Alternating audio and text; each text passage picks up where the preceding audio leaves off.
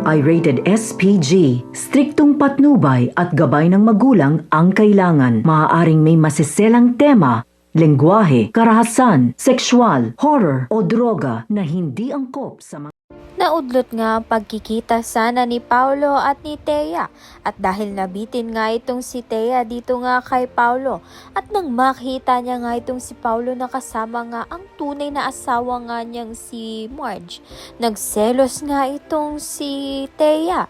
Wala naman nga siyang karapatan magselos dahil kabit nga lang siya at niluloko nga nilang parehas ang mga asawa nga nila. Subalit ang lakas pa nga ng loob nito ni Thea na pagselosan nga itong si Marge. Samantalang ito ngang si Edward ay nakakahalata na dito kay Thea dahil sa patuloy nga niyang pagsisinungaling na kasama nga ni Thea ang kanyang best friend. Subalit ang kasama nga nito ni Thea ay ito ngang si Paolo.